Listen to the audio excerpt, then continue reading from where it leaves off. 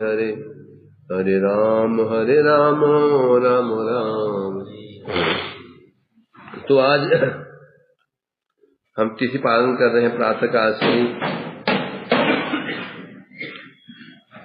मध्य शिक्षा गुरुपाद पद्म नित्य लीला प्रवेशों विष्णुपाद अष्टोत्तर शत श्री भक्ति नारायण गोस्वामी महाराज जी का आविर्भाव दिवस। सुबह आपने कथाएं सुनी, वैष्णव मुख से वहां भी सुनी, खूब श्रवण किया आपने। आज कथामृत पान किया। अब क्या सुना आप हम सुनाओगे अभी। तो सुबह से हमने श्रवण किया उनका दिव्य चरित्र, अलौकिक जीवन चरित्र, अत्यंत ही प्रेरणादायक।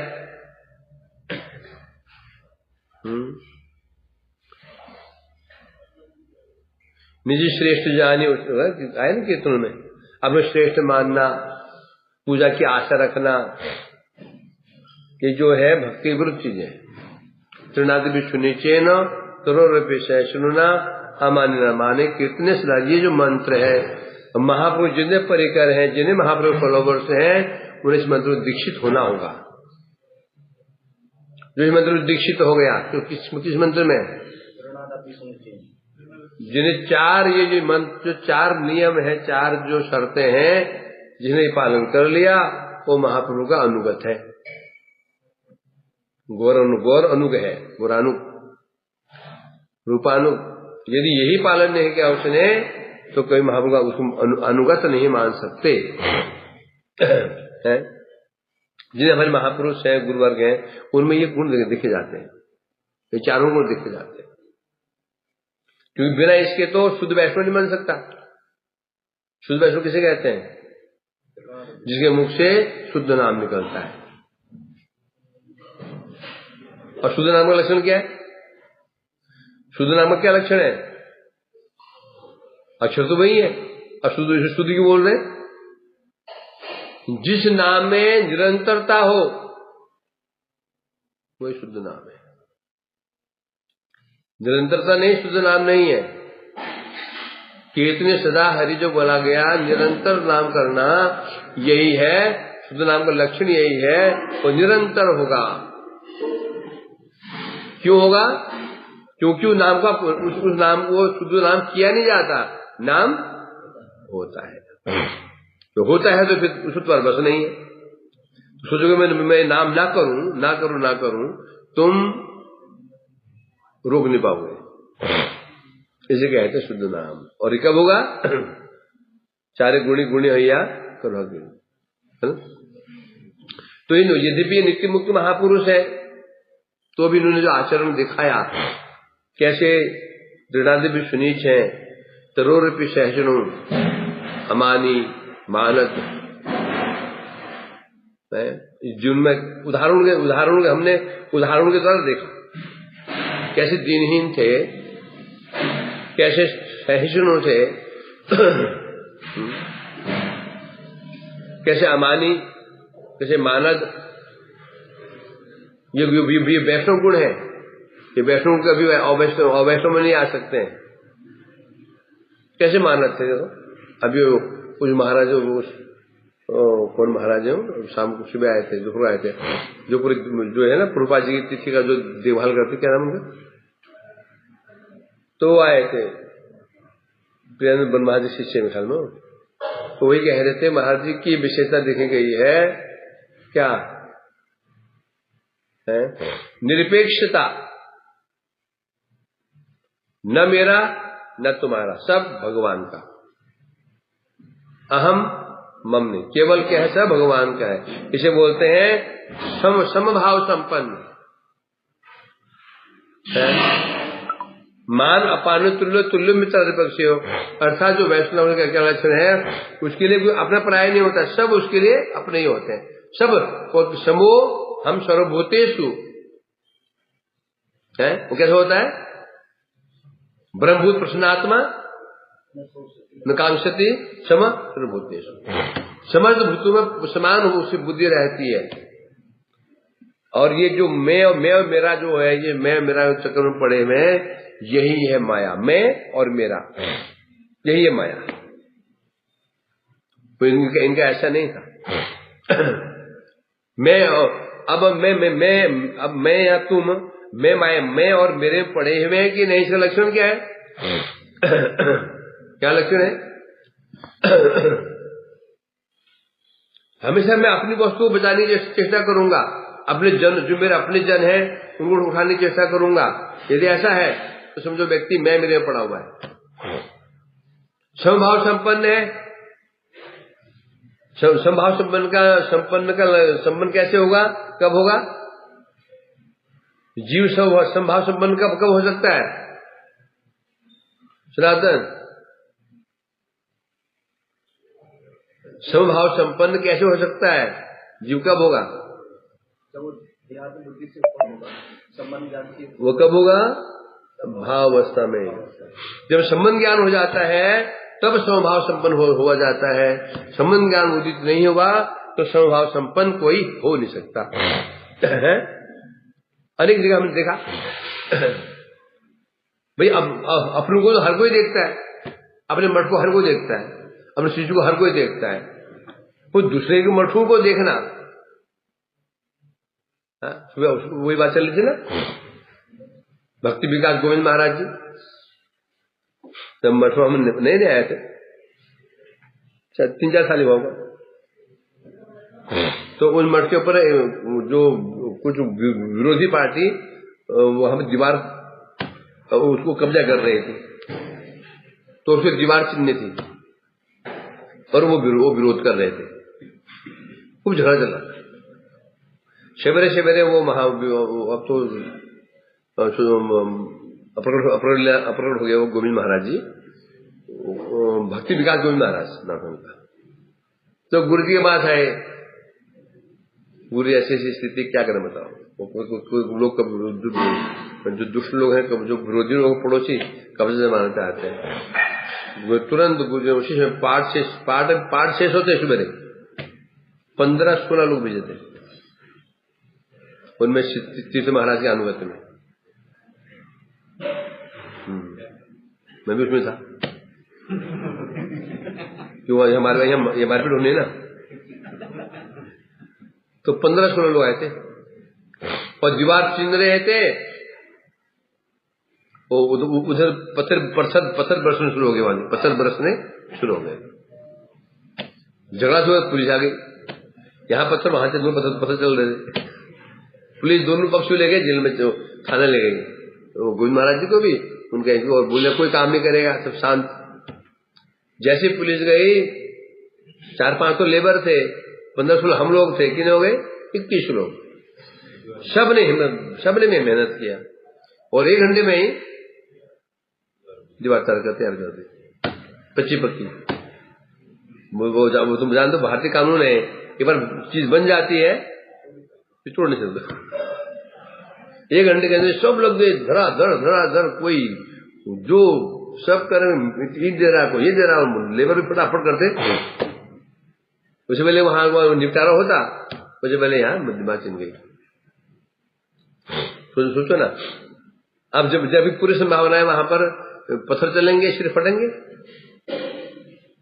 यहाँ यूं को होगी, महाराज जी को, गुरु जी को, शिशु के प्रति को ममता ही नहीं थी, मरो क्या मरो है। वो ऐसे ही बोलते तो खर्चा तो उनके आता, सिर फट जाते तो फिर खर्चा किसका आता? थोड़ी गोविंद महाराज जी को पैसा देते, उसका कौन देते? तो जाते क्या हुआ यहाँ पर, ये भी नहीं देखा हमारा मठ नहीं है। वो क्या बोलते, ठीक है मैं सोचता हूँ विचार करता हूँ, कोई नहीं, उनको सामने ही बुलाया और तुरंत तो जल्दी दिखाओ, निकलो। फिर ये जो श्रीधर महाराज का मठ है, जहाँ जाते ना साधु महाराज मठ में, तो पहले मैं ये जैसे जाजक महाराज का मठ था, तो उसमें कमरे थे, उन कमरों में किराएदार थे और किराया प्रभु एक ही प्रभु जैसे बूढ़े से थे, जैसे तो सब जो कमरों उन लोगों ने अपना कब्जा कर रखा था। कोई निकल नहीं रहे, आराम मजे में रहे खाते, और उसको रोज को परेशान करते, बेचारे को रोज परेशान करते। कभी धक्का दे देते, कभी ये करते, कभी वो करते, उसे में भुजी खा लेते, परेशान। उनके मठ वाले कुछ करने वाले नहीं, उनके मठ लोग ही नहीं थे। तो फिर वो गुरुजी पास आए, फिर गुरुजी ने भेजा फिर हमसे। एक राजेश है ना, राजेश गौड़, राजेश जी है ना लंबे, और एक थे हमारे ज्योति महाराज, दामोदरपुर नाम था, इतने ऊंचे थे, इतने लंबे, इतने ऊंचे थे, पकड़े उठा देंगे उसको उठा देंगे ऊपर को। तो हम आए थे मेरे साथ में, फिर वहां गए, 3 लोग थे। तो वहां गए तो अब वो जो किराएदार थे उनको सपोर्ट था वहां के गुंडू का, गुंडे लोग तलाक से बोले इनको माध्यम नहीं, इनको लात निकाल देंगे। तो वो जो वहां किराएदार थे उनके सपोर्ट तो गुंडे थे वहां के। एक गुंडा बड़ा प्रसिद्ध, बड़ा मानव गुंडा था होगा, वो आ गया। तब देखा 2 लंबा आदमी खड़े होता, दामोदर बहुत लंबा, तो स्वयं नरम पड़ गया महाराज। फिर राजेश प्रभु थे, पुलिस में बड़ी पहचान थी उनकी, मामला सुलझ गया, जो सब वो निकाल जाए उनको। महाबल में मूर्ति तोड़ दी, मूर्तियां महाबल चैतन्य गौड़ी मठ में सामने मंदिर सामने था अम्बेडकर पार्क। तो और जो चमार लोग अम्बेडकर को मानते हैं, तो किसी ने उनकी मूर्ति तोड़ दी रात में, सुबह हो गई, मूर्ति टूटी हुई थी। तो सब 50-60 लोग घुस गए मंदिर के अंदर, और जो सामने आया हमारा, यहाँ तो सुनते हैं कि एक प्रभु जी पास कर रहे थे, उसको कुल्हाड़ी मारी, तो बच्चे उन्होंने ऐसे देख लिया, ऐसे देखा, कुल्हाड़ी भागने लग गई, 2 भाग हो गए थे, खूब मारा पीटा उनको। और मूर्ति महाप्रभु ऐसे सिर तोड़ दिया, हाथ तोड़ दिया, कि पूरा तोड़ तहस महस कर दिया ठाकुर जी को। भागे भाई गुरुजी आए, गुरुजी पहुंचती तुरंत रिपोर्ट हुई, और 16 लोग जेल गए, 16 लोग जेल चले गए। मैंने कौन पूछता है, कोई नहीं पूछता। महाभारत ऐसे ऐसे पहुंचते उनकी 16-17 लोग जेल चले गए, फिर ना कर माफी मांगी उन सब लोगों ने। तो यहाँ क्या देखा जा रहा है, मेरा अपना नहीं, सब हमारा मतलब कुनबा है। ये कुनबा किसका है, ये परिवार गौर परिवार है, ये गौर परिवार सबका। इसलिए जो 4 भाई होते हैं, 4 भाई में वो समस्या खड़ी होती है तो एक ही मानी जाती है।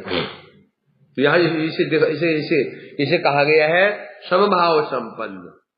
क्या? समभाव संपन्न। ऐसे एग्जाम्पल हम देखें गुरुदेव के हैं। मथुरा में भिक्षे चलती थी होली गेट के अंदर, तो यहाँ से किसी मठ से कोई बंदर जाता था और हमारे फील्ड से भिक्षे मांग के ले आते थे। हमारे जो घर है, लगे घर हमारे, ये जाते तो बोले महाप्रभु जो लेके चले गए, हम तो मठ से आए हैं, कई बार ऐसा हो गया। तो उन्होंने गुरुजी फिर महाराज से शिकायत की, गुरुदेव महाराज वो वहां उस मठ से आते हैं कि ऐसा करते हैं, तो यहाँ लेके चले जाते हैं। गुरुदेव तो क्या हो गया, वो जो लेके जाते हैं कहाँ लेके जाते हैं? अपने घर में लेके जाते हैं, कहाँ ले जा रहे हैं? मठ में ले जा रहे हैं। मठ में कौन? ठाकुर जी है, गौरहरि है, महाप्रभु जी है। तो क्या समझ से क्या सोचो है? उन्हीं का मठ चंडीगढ़ में, हम गए भिक्षा करने के लिए। मेरे को जुम्मे 2 साल ही हुआ होगा, 2-3 साल हुआ। तीर्थ महाराज हो गए, मैं हो गया, सार्वभौम जी हो गए, और कृष्णदास प्रभु हो गए, और सुदर्शन 4 मान गए। तो वह हमको सेक्टर बांट दिए, तुम्हारे सेक्टर, मेरे सेक्टर। तुम एक सेक्टर में गया, पहले घर में 500 रुपया, इसमें 1000 रुपया, 500 रुपया, 600 रुपया, आते रोज 100 रुपये होते थे। 12 बजे तक, 12 बजे 100 रुपये होते थे, 12 बजे 100 रुपया। 100 रुपया हो गया तो बहुत बड़ी चीज, खुश, बड़ी इनकम हो गई। उस दिन एक ही घर में 100 रुपया, 200 रुपया, 200 क्या धड़ाधड़ आते ही पैसे जमा हो गए मेरे पास में, बिल्कुल खुश।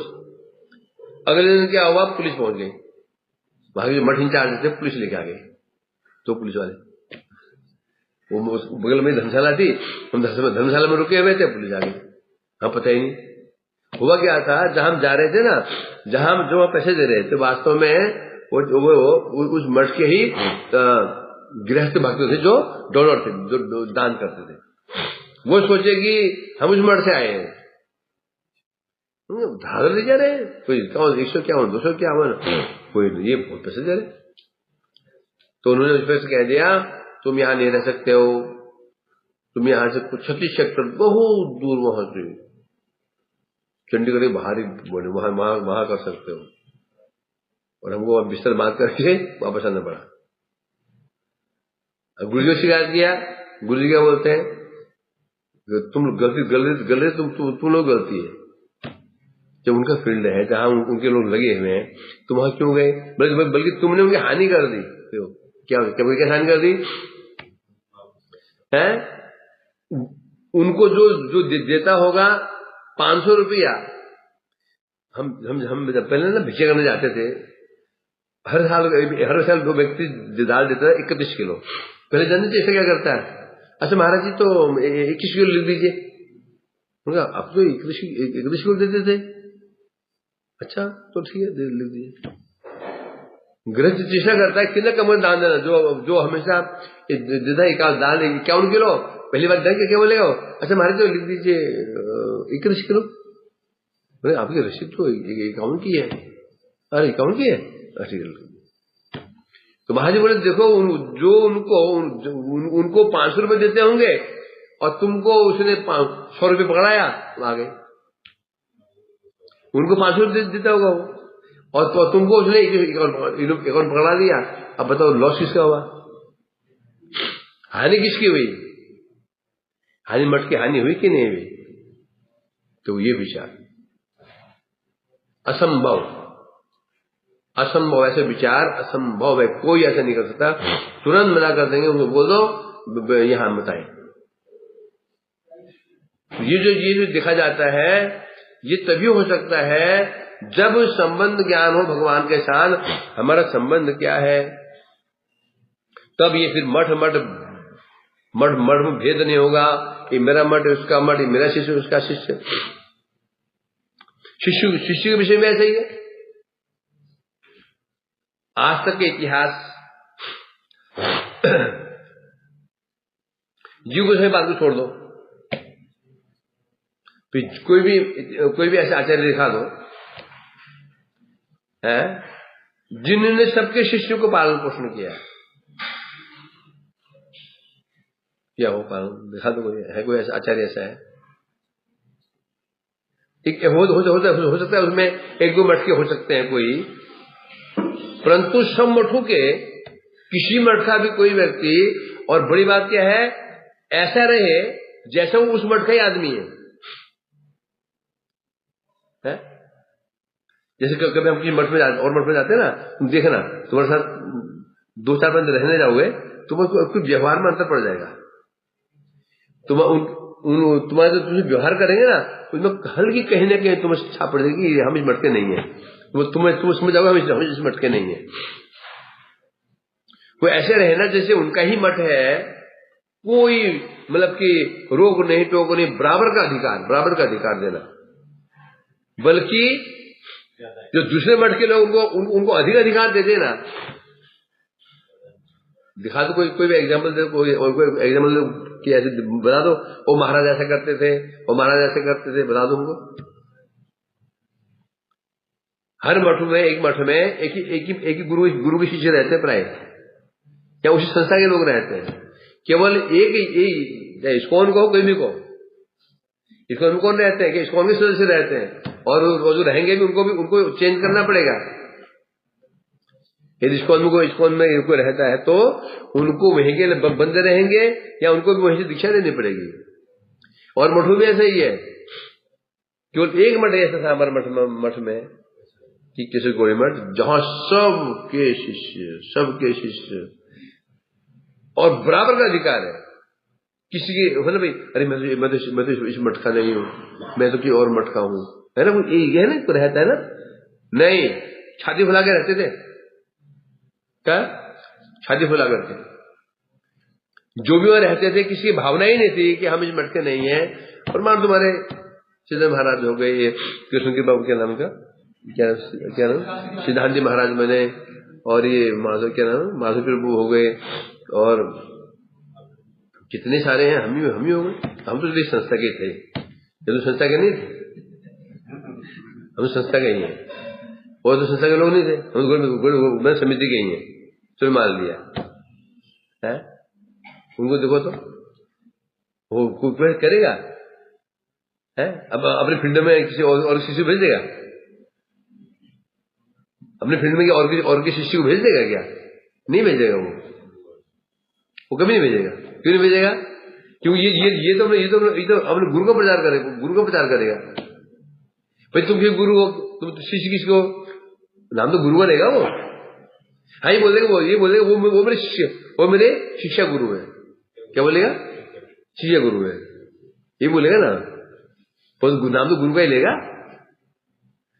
ये सब जानते हैं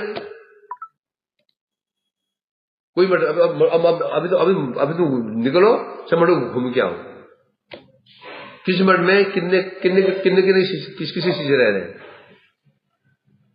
नहीं होता ऐसा। अपने गुरु से पूछ के आओ। हाँ पूछे हमारा तो सीधा है, कोई आओ न आने को कहेंगे, आओ तो वेलकम, जाओ तो भीड़ कम। प्रभु जी जा रहा, समझाओ उसको, नहीं समझाना, नहीं समझाना, नहीं आ रहा है तो प्रभु जी मैं आना चाहता हूं, मैं रख लेंगे क्या? तो भगाए कब था?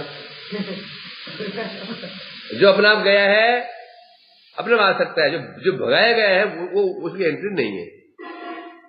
जब हम भगा देंगे उसकी एंट्री बंद। अपना आप गया है तो दोष के ना जाओ। तो जैसे बता रहे, तो ये श्री गुरुदेव की, ये महाराज जी की ये बड़ी महिमा थी, कोई भेदभाव नहीं था। तो ये इस जगत में संभव ऐसा नहीं होता। इस जगत के व्यक्ति नहीं है लोग, है ना, जगत के लोग है ही नहीं है कि ऐसा कुछ व्यवहार कोई करे, संभव नहीं है। ये है अपनों को महत्व ना दे करके पराई को महत्व देना, ये सामान्य बात नहीं है। तो यही है अलौकिकता, यही है अतिमर्त्यता। क्या है? अतिमर्त, यही अतिमर्त चरित्राय, यही अतिमर्त चरित्राय, अर्थात जो इस जगत में संभव नहीं है और अकल्पनीय है इस जगत के लिए। कोई विचार ही नहीं करता, ऐसे भी हो सकता है। यहां तक कि जब अपने शिष्यों ने कभी ऐसे दवा ठोक दिया, हम आपके शिष्य हैं तो हमको महत्व मिलना चाहिए, और जो आपके शिष्य ने उनका महत्व देते हैं, हम छोड़ के जा रहे हैं। गुरु जी का जा सकते हो, सोचो हम क्या बोलते हैं, नहीं तू मत जा। और वो ऐसे व्यक्ति हो, ऐसी बात कहे जो धुरंधर व्यक्ति हो, धुरंधर व्यक्ति, पंडित व्यक्ति, वो व्यक्ति ऐसी बात कहे तो क्या होगा बताओ जरा, हम जान देंगे उसको? एक धुरंधर व्यक्ति, महापंडित, विद्वान, संस्कृत में ज्ञाता, वो व्यक्ति ऐसे बोलता है कि हम यहाँ चले जाएंगे तो गुरु क्या बोलेगा? अरे नहीं, तो तू रुक जा, उनको हरा देता हूं। मुझे नहीं भाई, ये कैसे हो जाएगा? जिन्होंने सारा जीवन में समर्पित किया है, तुम्हारा क्या भरोसा आज हो कल नहीं। रहना है तुमको, विदाउट शर्त रहना पड़ेगा, तुम्हें इनका अनुगत्य करना पड़ेगा। और वो महापुरुष चले भी गए, जाके गुरु का त्याग भी कर दिया लोग। तो त्याग करके एक दूसरे गुरु, अन्य गुरु से एक मंत्र ले लिया। सोचो। और वो जो गए ना, सामान्य व्यक्ति नहीं थे, प्रकांड विद्वान, बगाध विद्वान। हम संस्कृत दोनों संस्कृत साथ ही पढ़े। वो एक दिन में मैं तो 4-5 याद करता था, वो शायद 25-30 याद शुद्ध याद करता। 25 मैं तो दिन में 4-5 हो पाते थे। एक दिन में 30 सूत्र याद करते थे। 30 सूत्र वो ब्रह्मचारी ऐसे प्रमाण विद्वान। तो इसे जो देखा जा रहा है, तो इसे बता रहे हैं लक्षण परिचय थे। ये लक्षण परिचय मिल जाता है।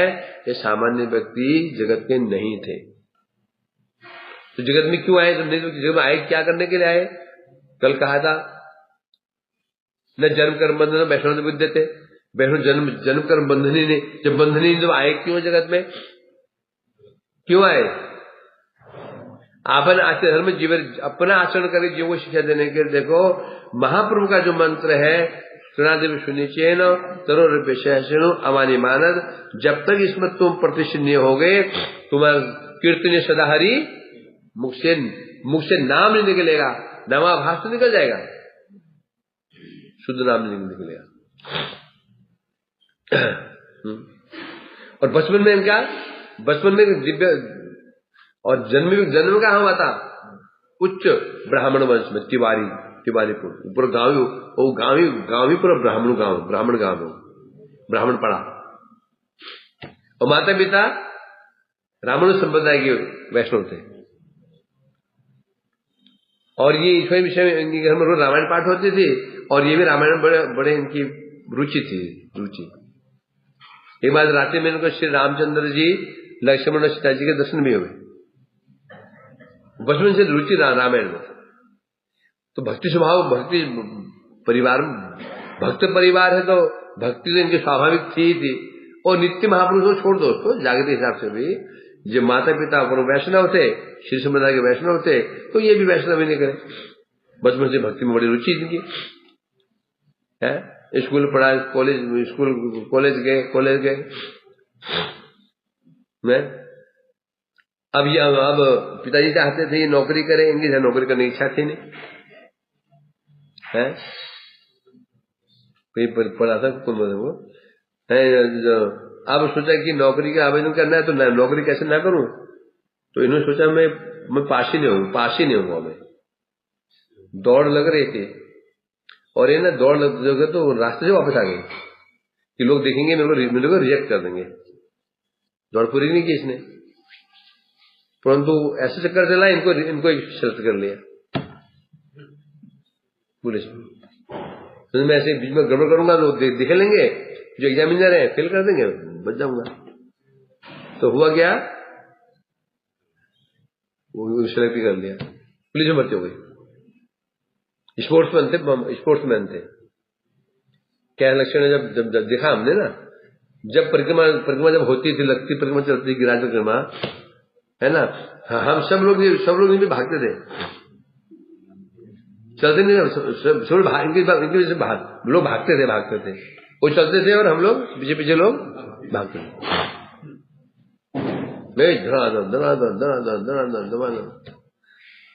थे। बड़ा ही मजबूत शरीर था। हम जब पैर दबाते थे, पैर मजबूत थे कि हमारे हाथ से बोलते क्या दबा रहा है, खाते पीते नहीं, ऐसे दबाते तो हमारा हाथ दर्द कर जाता है। जो लात पड़ती थी ना लात पड़ती थी। एक बार एक व्यक्ति दिखा मैंने लात खाते हुए, वो भी मुझे विरोधी है। अब विरोधी है वो, शायद विरोधी मिलकर के 3-4 विरोधी जब मिलकर एक हो गए। बड़ी विचित्र लीला भगवान की है, सब विरोधी ऐसे मिल जाते हैं। तो उसने कुछ प्रभा जी विषय में कुछ बोल दिया है, ऐसे कुछ बोल दिया उसने, ऐसे कुछ बोल दिया। हम खड़े थे और महाराज जी बैठे थे पलंग के ऊपर, खाट पे, जैसे है नरसिंह सांग मारते हैं नीचे, एक शाम नीचे आया, उसका उठा के वे पटका उसको धमाक करके नीचे कमीज फाड़ दी उसकी। ढेर लात, छाती में लात, पिस्सू में लात, घुटन में लात, पेट में लात। वो जो धमाक यहाँ गिरे के वहां गिरे, कभी यहाँ गिरे के वहां गिरे। सब पकड़ रहे हैं उनको, मान को एक धक्का मारे सब गिर जाए उधर को, फिर लात सारा जो सारा उसका पूरा कपड़े फट गई, कैसा व्यस्त हो गई, मार तो लात मार कर गिर उसको बाहर निकाल वहां से दरवाजे से। तो क्योंकि बात आ गई थी प्रभुपाद के ऊपर, दोनों में दोनों दिखा गया इस चीज में, है ना। तो नौकरी करने के लिए गए थे, अब वहां पर नौकरी करते थे। उस समय हमारे एक प्रभुपाद शिष्य थे, भक्ति के क्या नाम था उनका, नरोत्तम प्रभु जी प्रभुपाद के गण थे, शिष्य थे, वहां से प्रचार करने के लिए जाते थे। तो जो इनका जो गुरुदेव का जो बड़ा ऑफिसर वो ऑफिसर भक्त था, तो उन्हीं घर में ही प्रोग्राम था। तो किसी काम से, ये भी ऑफिशियल काम से वहां गए, बैठ गए, वो तो कथा चल रही थी, बड़े प्रभावित हुए। फिर उनसे इनका संबंध हुआ नरोत्तम ब्रह्मचारी से, बाद में वो सन्यासी भक्त मधुसूदन महाराज होते उन्होंने कथा सुनते भक्ति पहले इनके अंदर थी, भक्ति पहले से इनमें पहले भक्ति भरी हुई थी।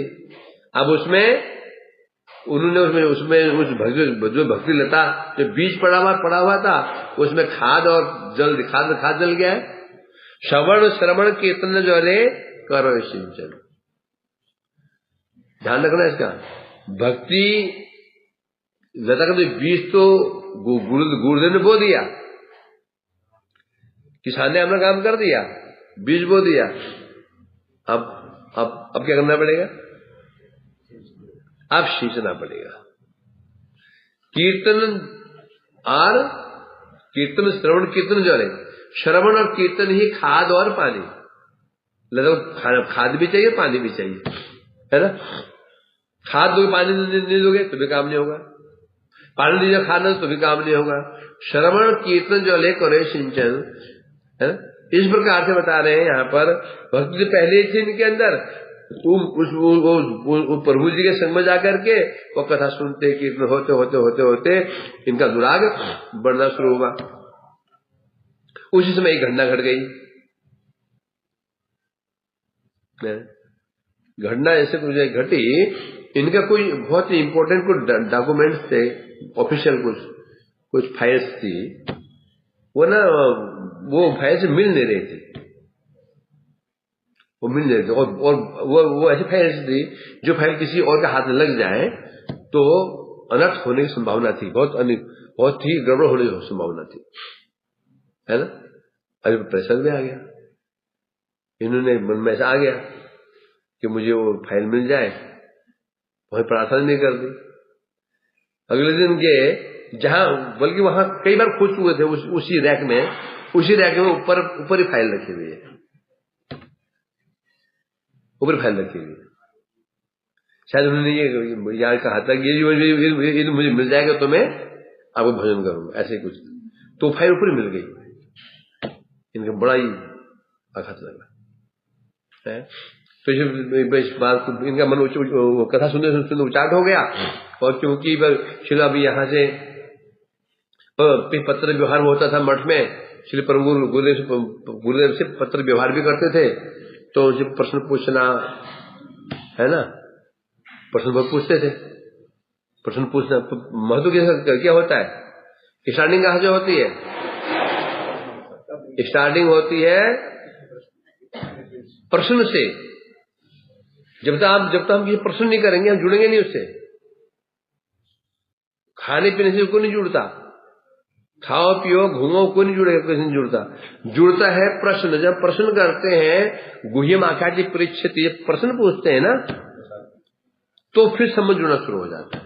तो ये घर नौकरी करते हुए ही नौकरी भी करते थे, और वहां पर पत्रचार के द्वारा व्यवहार भी बनाते थे, कथाएं भी सुनते थे। एक दिन उन्होंने अब विचार के गृह त्यागना पड़ेगा, त्याग पत्र दे दिया। ऑफिसर ने कहा, भाई तुम ऐसी नौकरी क्यों छोड़ रहे हो, क्या घर में बता के आए हो? तुम नौकरी में रिजाइन दे रहे हो तो घर बता दिया? हाँ जी बता दिया, तो बता ही नहीं था। छोड़ छाड़ करके जाते नवदीप को जानते थे, उन्हें पता नवदीप मठ है, और वहां चल पड़े ट्रेन में। उतरे नवदीप ट्रेन में उतर, नवदीप में उतरे। उसमें तो लाइट तो होती नहीं थी, अभी भी जाओ तो अभी तो अच्छा बन गया वो, एक दो पटरियां वहां पर है, सुनसान, अभी तो आगे पीछे गांव भी नहीं है। अब उतरे, ट्रेन चली गई, अब पता ही नहीं जाना कहां पर रात के समय अंधकार में। उसी समय इधर हमारे परम गुरुदेव ने मेरे गुरुदेव को भेज दिया, जब संतोष गौर नारायण आ रहा है, उसको लेकर के आओ। बोलो मैं कैसे पहचानूंगा उसको? तुम पुकारना ना। हाँ तिवारी है, तिवारी। हाँ तिवारी जी कौन? तिवारी जी कौन है? तिवारी जी चिट्ठी में तिवारी, गौर नारायण तिवारी नाम है, तिवारी है ना, तिवारी ब्राह्मण है।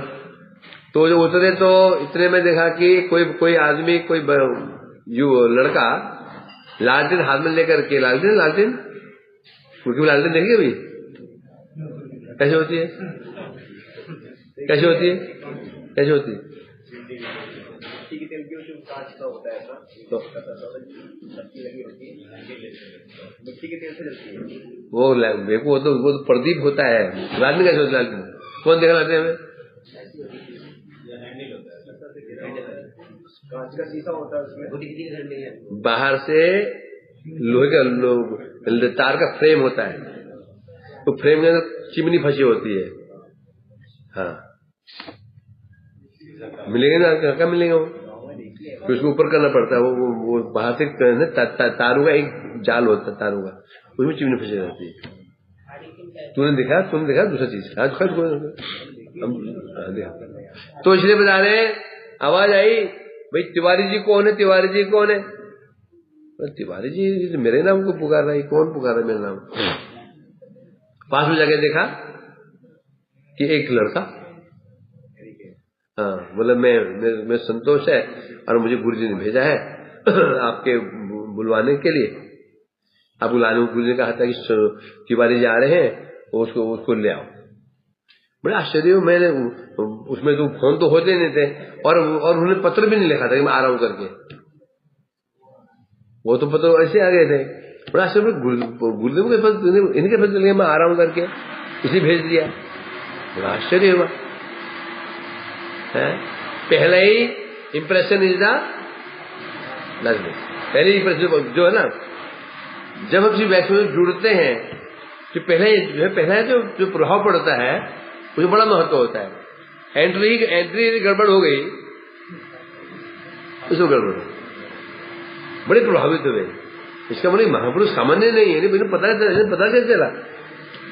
कुछ जानते ही नहीं इसको, तो मैं घर वाले नहीं जानते हैं, मैंने क्यों कहा नहीं, रात के अंधकार में इसको भेज दिया है, जो दिखा भी नहीं है। मैंने क्यों, विचित्र बात है। बड़े प्रभावित लेके चले गए परम गुरुदेव बड़े प्रसन्न हुए, बड़े खुश हुए। अब मठ में रहकर सेवा करने लगे।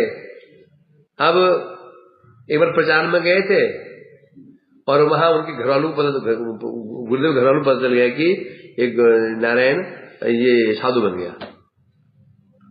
तो सब आ गए, मठ में आ गए, तो उसमें बहुत उनको समझाने लगे, रोना पीटना चल रहा था।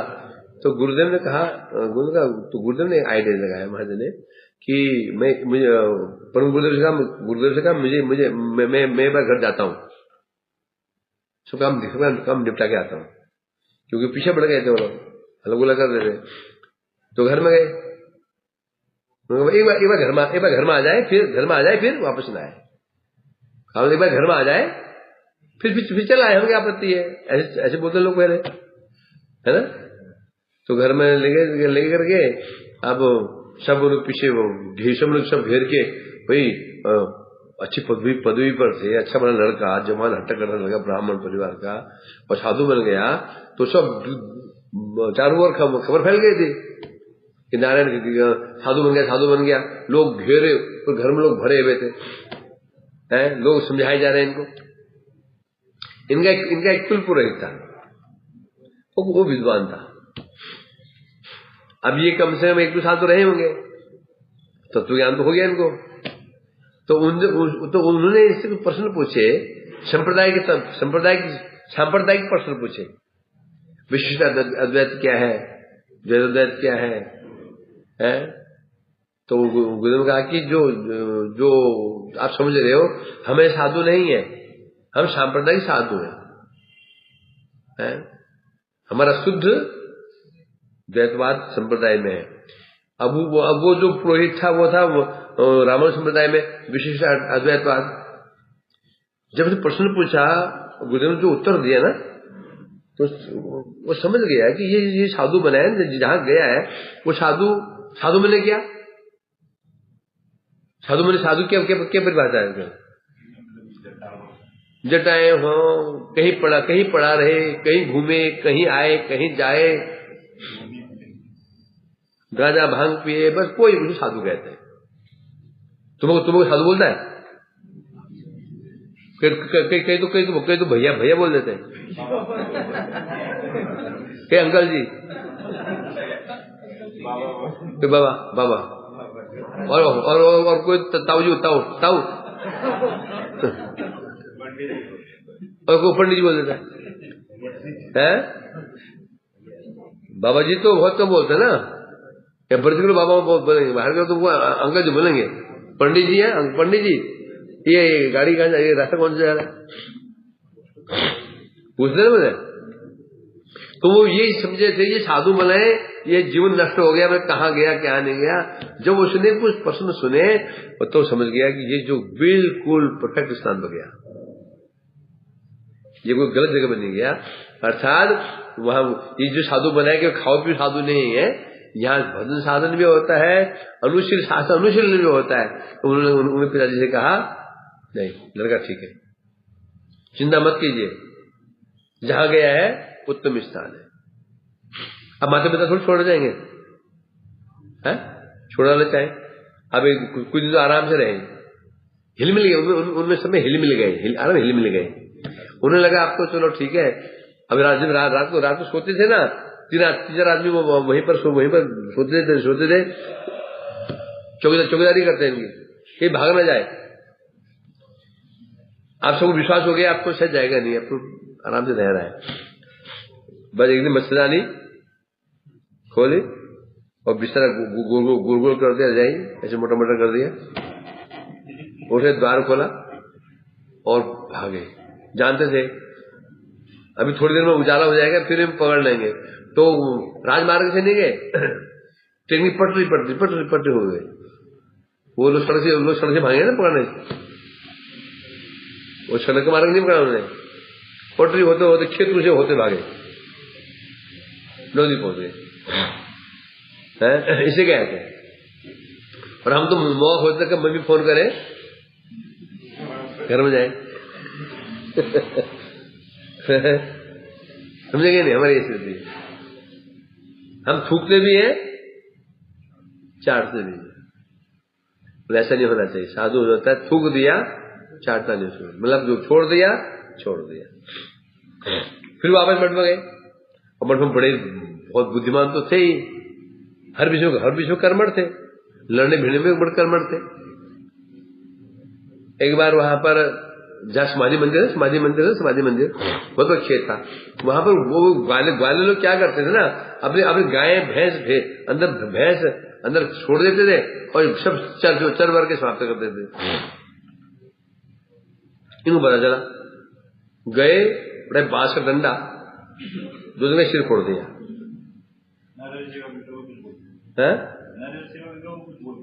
तो वहां नरीपुर गए थे, शिवा को उल्टा बोल दिया, बांस उठाया लंबा चौड़ा, दूध में हाथ पैर तोड़ दिए।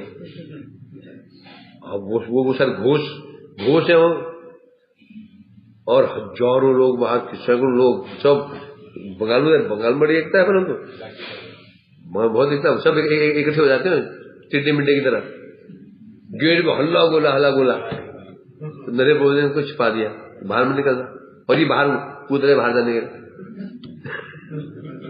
साथ भी गए।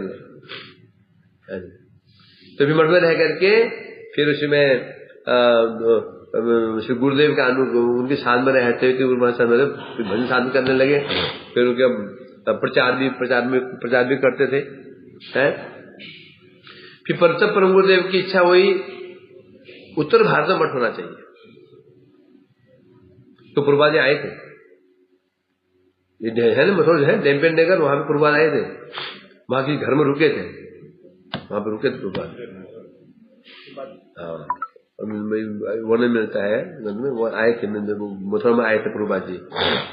तो परम गुरुदेव ने विचार किया जहां प्रभात गए उनका होना चाहिए, तो वहां पर बड़ी चेष्टा करते करते उनको एक स्थान मिल गया, जो है ना हमारा नहीं धर्मशाला मिल गया, सुनसान था।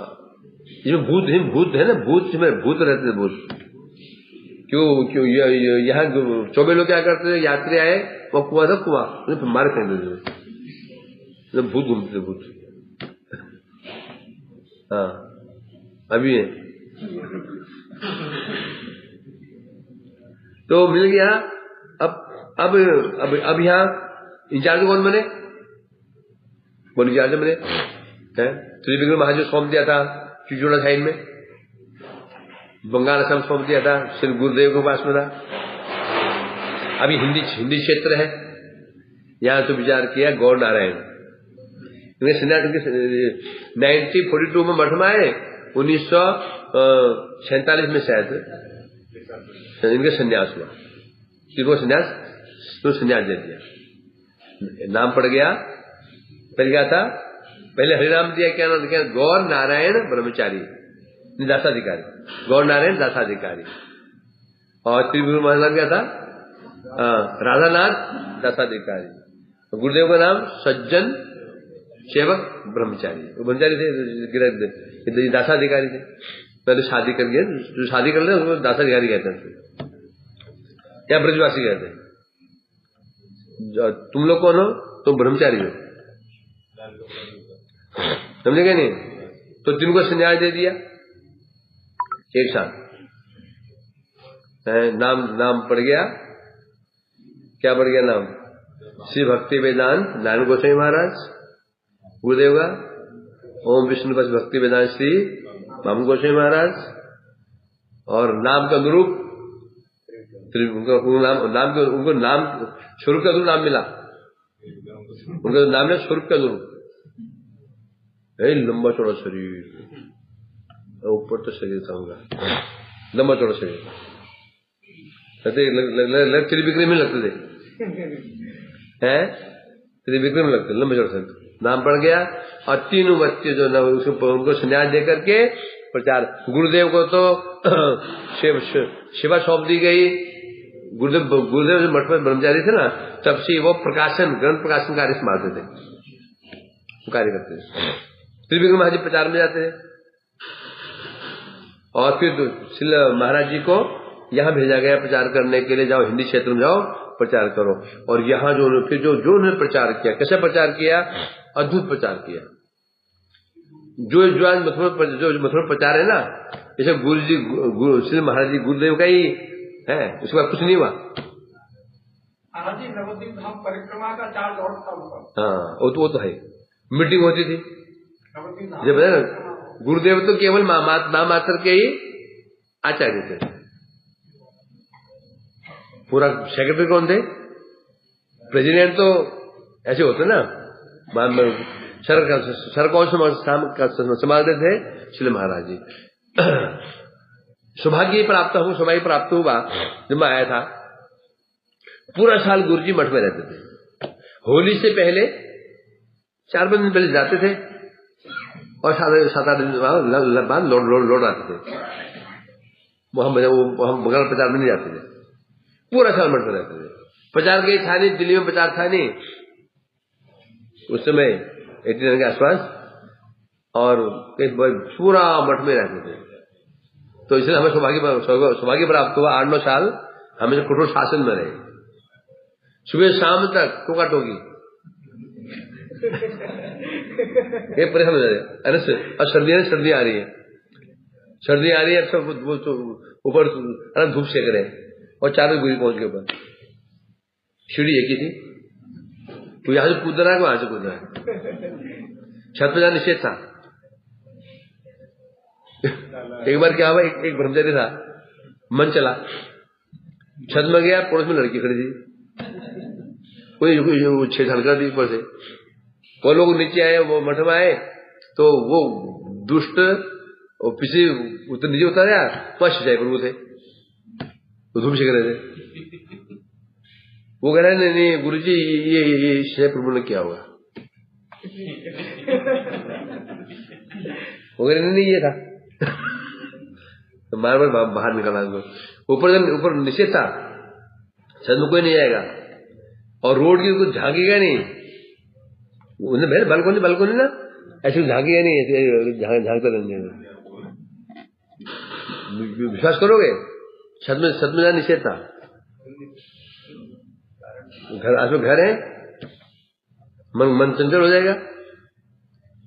और सर्दियों में जाते थे, जैसे ऊपर गए भागम भाग, वो दिखता ही नहीं था। इतना कठोर शासन था, समझे नहीं। और फिर उसी झलक, फिर भंडारे में, बाहर भंडारे में चले गए ना, मैं नहीं जाऊंगा, ये नहीं चलेगा। मैंने शौकान मधु ना, मधु ये मैं ये बच्चा, ये लड़का आता है, गाड़ी वाला है, मधु नाम उसका। तो छोटा बच्चा था, और मृदंग गोविंद का जो है एक्सपर्ट। अब गुरुजी ने कहा भाई देखो, आरती से सोते ही सब चले जाना, कीर्तन करना है, वो कीर्तन में बाद में आऊंगा। वो बाथरूम में छिप गया ऊपर, वो बाथरूम में उड़ना लगे बैठ गया। अब सब बोले मधु कहाँ गया। तो गुरुदेव का महाराज जी, वो तो बाथरूम में छिप गया ऊपर गए। 1 लात मारता, 2 लात मारी और कुंडा निकला तरह का, ऐसे गर्दन पकड़ी उसकी, थपड़ता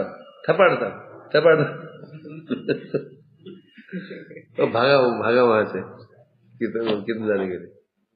ऐसा होता था, बहुत कठोर थे। और ऐसे नहीं करते भी ऐसे ना। इतनी उम्र में जब मैं आया था, उसमें उनकी उम्र लगभग 70 तो होगी, है ना 70 तो होगी, 70 के आसपास होती इस उम्र में। जबकि हार्ट का जब मठ में आया था, मठ में उसी समय वो उनका ऑपरेशन हुआ था हिंदुजा हॉस्पिटल में, वहां पे बॉम्बे में, हार्ट का। हार्ट पेशेंट भी थे। सवेरे सुबह के 10-11 बजे मतलब कि कीर्तन प्रोग्राम कहीं और होता था, ये घर में जाते थे। फिर शाम को फिर 3 प्रोग्राम करते थे। और फिर जहां रात को प्रोग्राम होता था, वहां गुरु जी में जाते थे, और रात को कीर्तन समाप्त करने के पश्चात वहां से कीर्तन करते आते थे। गुड्डी जानते होगे, कीर्तन करते हुए रोड में, खाली रोड में कीर्तन करो। क्या परिश्रम किया उन्होंने। आज जो पूरे मथुरा में जो नाम है, महाराज ऐसा नाम नहीं है। ये सब जो फल खा रहे ना वहां वाले, ये गोया मेहनत की गुरुदेव ने, बहुत परिश्रम किया प्रचार में। और रोज कीर्तन बोलते थे, अब अपने घर में कीर्तन रखना। गुरुदेव कोई बात नहीं, दरी हम ले जाएंगे, पानी तो है ना घर में, पानी पिला देना तुलसी डाल के, बस हो गया, दरियो हम ले जाएंगे। ऐसे कहते थे। रोज कीर्तन तुम एक दिन कीर्तन करते हो, जान निकल जाते, अरे रोज कीर्तन जाना पड़ता है। और वो कीर्तन ऐसा नहीं भी तो नन्नू जी कई कीर्तने आते थे, कम से कम एक, जब 7 बजे जाए 11 बजे 4 घंटा प्रोग्राम, 1 घंटे प्रोग्राम नहीं होता था, वो कम से 3 घंटे प्रोग्राम होता। कीर्तन चल रहे हैं, उसमें प्रवचन हो रहे हैं, महाराज जी बैठे रहते थे, फिर वहां पैदल आना, बहुत परिश्रम किया, तब प्रचार हुआ मथुरा में। नहीं तो कहा गुरु जी वो बोले थे ना कि लोग डरते थे, बंगाली वहां मत जाना बिल्कुल, ये बंगाली काला जादू कर देते हैं, बकरी बना देंगे। हाँ, चिढ़ते थे, डरते थे। अभी लोग डरते हैं, बंगाल काला जादू प्रसिद्ध है। तो जब ऐसे जाते तब लोगों को धीरे धीरे इनकी श्रद्धा होनी हुई। वैसे हुआ कि पूरा मथुरा मठ अब पूरे, अब अभी तो क्या घर घर में लोग जानते हैं, फिर आदर करते हैं। ऐसा नहीं है, वहां बड़ी मेहनत की है गुरुदेव ने, महाराज ने। इस प्रकार से फिर 24 घोर विरोधी होते थे गौड़िया मठ के। उसमें बाबा तो ऐसे होते हैं। जब 2-3 सभाओं में उन्हें गुरुदेव को बुलाया, और फिर गुरुदेव घर में अपने मंदिर में धर्म सभा, जन्माष्टमी रात को ही धर्म सभा लगती थी, कीर्तन भी होता था। फिर पंडित लोग आकर के फिर चर्चा करते थे। अब तो नहीं होता वो, पहले जन्माष्टमी रात के दिन ही, रात को ही होता था, कीर्तन होता था। फिर पंडित लोग आते थे, बड़े वासु चतुर्वेदी, मनोहरलाल शास्त्री, बड़े ऐसे पंडित आते थे कि संस्कृत में ही भाषण देते थे। और जब गुरुदेव विचार सुनते थे, सब मंत्रमुग्ध हो जाते थे। सर चौबू ने मान लिया था, नारायण महाराज सामान्य व्यक्ति नहीं है, उनके झुकते थे। इसका अपना वर्चस्व दिखाई, एक नाम का प्रचार किया है ना। श्री महाराज गुरुदेव की जय हो। वांछा